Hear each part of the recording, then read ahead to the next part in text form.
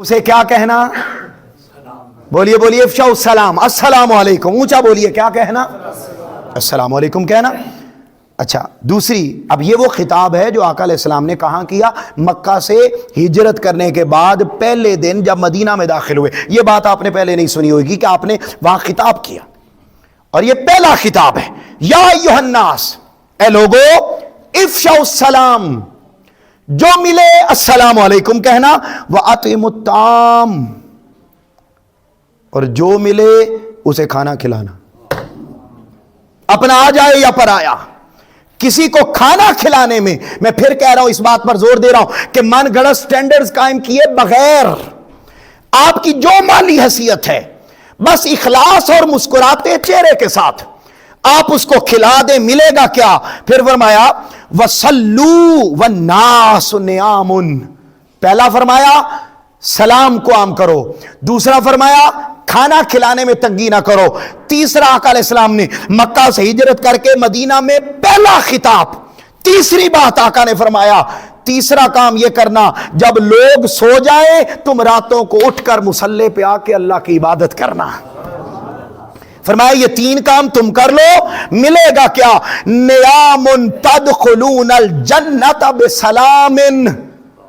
تین کام تم کر لو، اللہ سلامتی کے ساتھ تمہیں جنت میں داخل فرما دے گا۔ اچھا سلامتی کے ساتھ جنت میں داخل کرنے کا کیا مطلب ہے؟ کہ اللہ اس بندے سے کوئی حساب کتاب نہیں لے گا، بغیر حساب کے آپ جنت میں چلے جائیں گے اگر آپ کشادہ دلی کے ساتھ، کھلے دل کے ساتھ آپ دوسروں کو کھانا کھلاتے ہیں۔ آؤ آخری بات صرف آپ کو میں اس ضمن میں سناتا ہوں، بہت ساری احادیث تھیں، بہت ساری، جن میں آقا علیہ السلام نے کم و بیش میں نے کوئی 70 کے قریب احادیث جمع کی،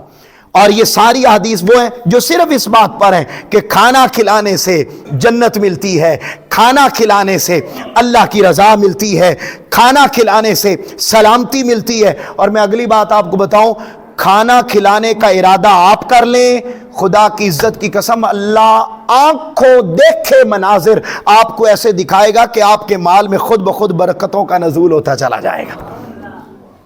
اور میں اس کی آپ کو حدیث سے اگزامپل دیتا ہوں، تاجدار کائنات صلی اللہ علیہ وسلم نے فرمایا جب تم گن گن کے خرچ کرتے ہو نا تو وہ اللہ بھی آپ کو گن گن کے ہی دیتا ہے، اور جب آپ بے دریغ خرچ کرتے ہیں کھلے دل کے ساتھ، آپ یہ نہیں سمجھتے کہ مہمان آ گئے، یہ انہیں پتہ نہیں نا کتنے دن رہنا ہے، پتہ نہیں ان کتنے واسطے پکانا پڑنا ہے۔ میری مائیں بہنیں بیٹیاں غور سے سنیں بڑی توجہ کے ساتھ کہ یہ کھلے دل کا مظاہرہ کرنا،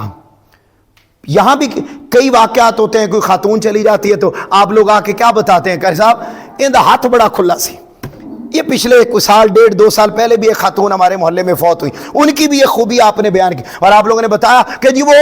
کھانا کھلانے میں بڑی وسیع تھی، مہمان نواز بڑی اعلیٰ تھی۔ تو اب یہ کیا ہے، مر جانے کے بعد بھی اس کی نیکیاں اس کو قبر میں پہنچ رہی ہیں کہ اس کی نیک نامی ہو رہی ہے۔ حاضرین محترم، یہ وسعت رکھنا، غزوہ خندق کا موقع تھا، آخری 1-1.5 منٹ میں بات کو ختم کر رہا ہوں آپ کے چہروں پر مسکراہٹ لانے کے لیے، اور صرف اس لیے حدیث پاک سنا رہا ہوں کہ برکتوں کا نزول کیسے ہوتا ہے۔ تاجدار کائنات صلی اللہ علیہ وسلم کے ایک صحابی تھے حضرت جابر، جن کی میں نے آپ کو حدیث سنائی ہے۔ یہ غزوہ خندق میں خندق کھودی جا رہی ہے، 1400 صحابہ کرام ہیں خندق کھودنے والے۔ ایک دن گزر گیا، 2 دن گزر گئے، 3 دن گزر گئے، کھانا کسی صحابی نے بھی نہیں کھایا،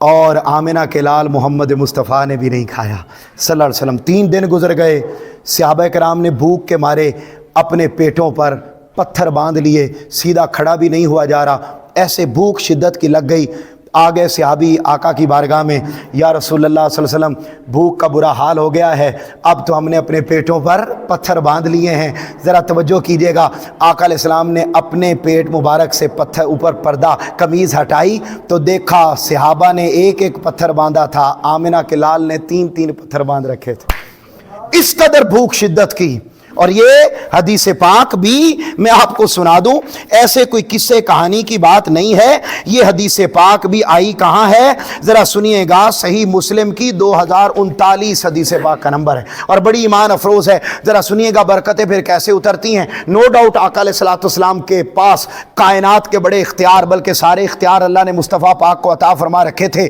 اس بات میں کوئی شک نہیں ہے، مگر اس کے ذریعے آقا نے تعلیم بھی دی ہے کہ میں تو چلو وہ ہوں جسے سارے اختیارات ملے ہیں، مگر میں نے کون سی چیز اپنے تک رکھی ہے، جو مجھے ملا ہے میں نے اپنے امتیوں کو بھی ان برکات میں ساتھ شریک فرما رکھا ہے۔ اب ہوا کیا، جب یہ حالت دیکھی حضور کے ایک صحابی حضرت جابر رضی اللہ تعالیٰ عنہ، انہوں نے دیکھا کہ حضور کی یہ حالت ہو گئی ہے، بھوک کی شدت ہے، کیوں نہ میرے گھر میں ایک بکری کا بچہ ہے، میں اسے ذبح کر دیتا ہوں، اور ایک بکری کا چھوٹا بچہ ہے تو میں آقا کی بارگاہ میں آ کے عرض کروں گا یا رسول اللہ صلی اللہ علیہ وآلہ وسلم آپ آ جائیں، کوئی 2-4 صحابہ ساتھ آ جائیں اور آ کے کم از کم آپ تو کھانا کھا لیں، باقی صحابہ کی پھر دیکھی جائے گی۔ لیکن کیا ہوا، وہ صحابی چپکے سے گھر گئے حضرت جابر، ان کے پاس ایک برتن میں گوندنے کے لیے آٹا تھا جو کا، اور ساتھ وہ ایک بکری تھی، انہوں نے ذبح کی، ذبح کر کے اور اس کا گوشت بنا کے سالن پکنے کے لیے رکھ دیا، وہ جو تھوڑا سا آٹا تھا اس کو گوند کے وہ رکھ دیا۔ اب ذرا توجہ کیجئے گا، آئے اپنی بیوی کو کہا کہ میں نے اس طرح آقا علیہ السلام کی حالت دیکھی ہے، مجھ سے دیکھا نہیں گیا کہ آقا علیہ السلام کو اس قدر شدت کی بھوک ہے کہ 3 پتھر آپ نے اپنے شکم مبارک پر باندھ لیے ہیں، تو میں یہ چاہتا ہوں کہ یہ 2-4 صحابہ آ جائیں اور بس کھا لیں۔ اچھا، انہوں نے کہا ٹھیک ہے جیسے آپ کہیں، شکوہ نہیں کیا کہ اپنے گھر بھی تے یہی بکری سی تسی وہ بھی ہن کھوان لگے ہو ہیں، یہ نہیں کہا، کوئی شکوہ نہیں کیا، آگے آقا کی بارگاہ میں اگر عرض کیا یا رسول اللہ صلی اللہ علیہ وسلم، کان میں بات کہی، بولیے کیا، کان میں بات کہی کہ یا رسول اللہ صلی اللہ علیہ وسلم مجھے آپ کی حالت دیکھی نہیں گئی، آپ نہ ذرا 2-4 صحابہ کو، حضرت ابوبکر کو، عمر فاروق کو، عثمان غنی کو، مولا علی المرتضیٰ کو، قریبی جو 4-5 ہیں ان کو لے آئیں، آپ آ جائیں، کھانا کھا لیں۔ کان میں بات کی، آقا علیہ السلام نے اعلان کر دیا، غزوہ خندق میں کام کرنے والے صحابہ سنو، ہم سب کی دعوت جابر نے کر لی ہے۔ کہتے ہیں میرے تو زمین سے پاؤں سے زمین نکل گئی کہ یہ کیا ماجرا۔ خیر ادب کا تقاضا تھا، یہ بھی نہیں کہا کہ یہ آپ نے کیا کیا، ہمارے جیسا ہوتا، میں گل کانچ کی تھی، سرکار نے مطلب سارا اعلان کر دیا، لیکن کیا ادب کا یہ عالم تھا۔ آئے اور آ کے گھر میں بیوی کو بتایا، آج دی نہیں سی، ہائے ہائے ہائے، آج کی نہیں تھی، اور آج کے زمانے میں بھی وسعت قلب والی بڑی خواتین موجود ہیں۔ سلام ہے ان ماؤں بہنوں بیٹیوں کو جو کھلانے کے معاملے میں تنگی کا مظاہرہ نہیں کرتی، اور ہم کھلاتے ہیں، ہمارے گھروں میں کھلایا بھی جاتا ہے، لیکن پسندیدہ رشتوں کو، پسندیدہ رشتوں کو،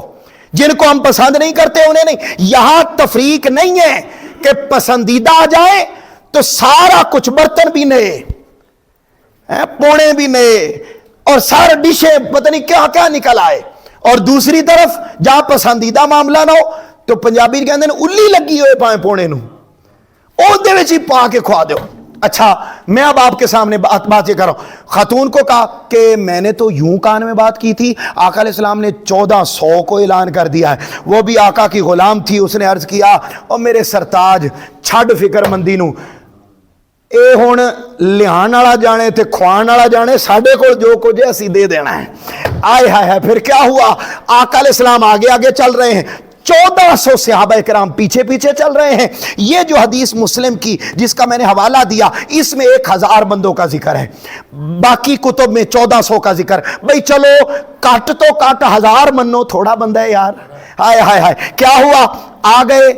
تو آقا علیہ السلام نے نا آتے ساتھ ہی، کیونکہ سن تو رکھا تھا کہ ایک ہی بکری کا بچہ ذبح ہوا ہے، سن تو رکھا تھا کہ ایک ہی تھوڑا سا ہٹا ہے، کیا ہوا، آقا علیہ السلام نے فرمایا جابر پریشان ہونے کی ضرورت نہیں ہے، بلاؤ اپنی زوجہ کو، بلایا، فرمایا یہ جو سالن بن رہا ہے بس اس کو چولہے سے نہیں اتارنا، کیا چولہے سے نہیں اتارنا۔ آئے پاس، اپنا لعاب دہن اس ہنڈیا میں ڈالا، آقا علیہ السلام نے فرمایا آٹا لاؤ، آٹے میں کیا کیا، اپنا لعاب دہن ڈالا، فرمایا بس اب اکیلی نہیں، حدیث کے لفظ ہیں، فرمایا ایک اور خاتون کو بلاؤ، तुम अकेली से इतनी रोटियां नहीं बनेगी, अब एक और खातून को लाओ, 2 खवातीन मिलकर रोटियां बनाए, अब 1400 सहाबा खाएंगे ना, अब रोटियां खत्म होंगी और ना बोटियां खत्म हो जाएंगी, अल्लाह अपनी बरकतों का नज़ूल करता जाएगा। और फिर यही हुआ, सब सैर होके खा गए। सदर जाबिर बयान करते हैं सब चले गए, आटा भी वैसा ही पड़ा था, सालन भी वैसा ही पड़ा हुआ है। तो ये बरकत नाजिल होती है। कुशादा दिली का मुजाहरा करो, अपने अंदर ये इखलास और मोहब्बत पैदा करें। जो जिसके पास जितना मोहब्बत के साथ पेश करें, अल्लाह रब्बुल इज़्ज़त दुनिया में भी इज़्ज़तें अता फरमाता है, आखिरत में भी अपने इनामात अता फरमाता है। वमा अलैना इल्लल बलाग।